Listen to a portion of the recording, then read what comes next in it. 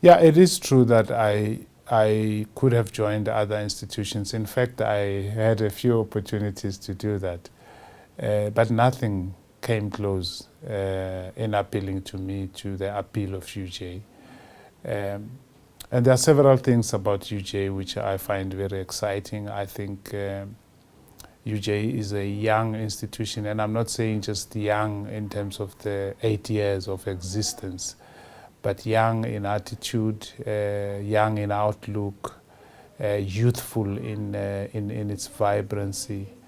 And I found that extremely attractive. It is also an institution that is not denying where it comes from in terms of its past, but an institution that will not allow that past to define it. It is defined by where it wants to go. Very, very ambitious institutions in terms of the targets it has for itself, for research, for stature, for growth. And that's the sort of institution I want to be part of.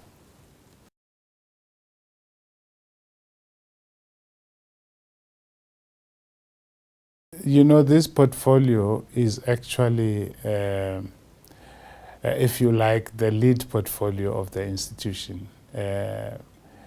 At the heart of this portfolio is the strategic objective of internationalization. That is the lead idea and the lead theme, the lead strategy of this portfolio. And that's where UJ wants to go. So if you want to summarize what UJ is all about, what UJ's ambitions are, where UJ is going, that word is internationalization. And this portfolio is the home of the internationalization strategy of the university. That means that a university that is located in Auckland Park, but actually, in terms of its ambitions, is global.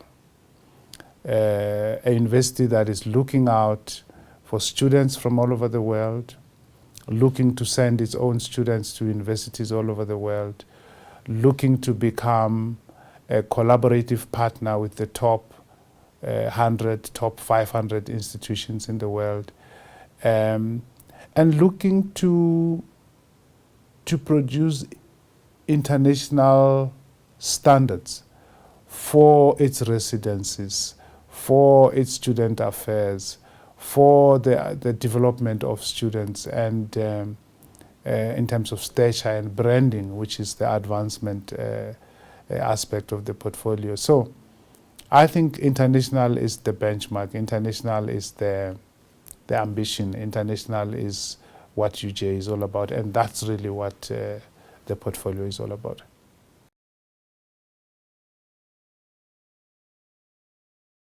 We have several strategies. One of them is that we already have partnerships with several institutions in the world. We just need to make sure that we oil those partnerships. We keep them alive by keeping the outflow and inflow of students and staff between ourselves and our partners. But the most important strategy that we are going to use is to use those institutions such as Universitas 21, of whom we have just become the 27th member, the only African university in that illustrious group of universities from all over the world, deepen our collaborations with those institutions that we are already in partnership through such associations as Universitas 21. We also look at the university rankings. We don't think that the rankings are an end in themselves as an institution. We don't subscribe to that notion of seeing rankings as the only marker of quality.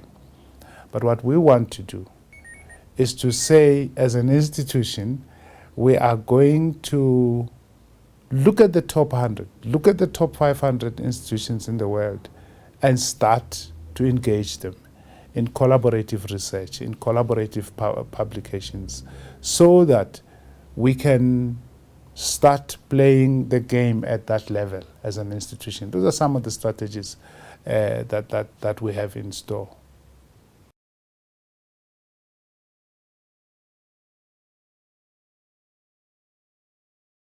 I think what we are doing is that we are strengthening our collaboration with our partners in African universities that we relate to.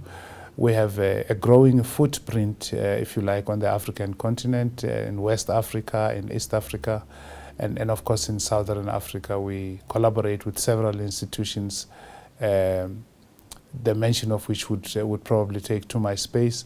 We have students on campus from various African countries, international students, which is another aspect of our internationalization push. We've got students from Benin, students from Senegal, students from Zimbabwe, students from Botswana, and that's how we keep this African connection, if you like, between UJ and our partners in Africa.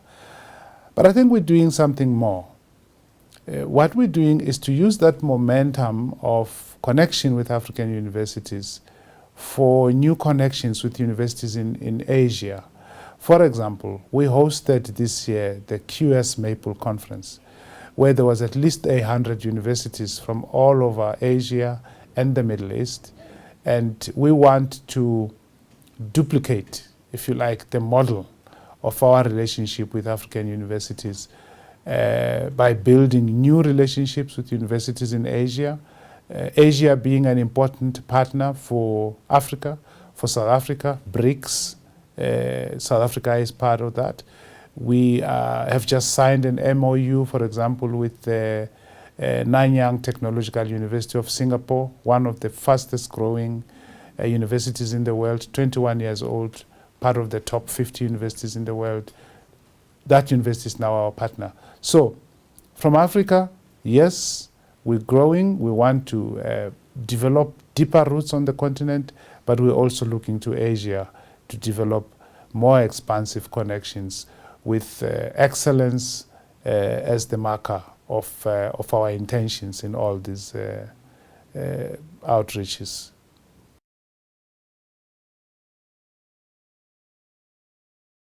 Well, I would like to say to our prospective students, if you are an international student and you're thinking South Africa, think University of Johannesburg. Because University of Johannesburg is the one place where you will find international standards of teaching and learning, international standards in research, and you will find many, many students who come from all over the world.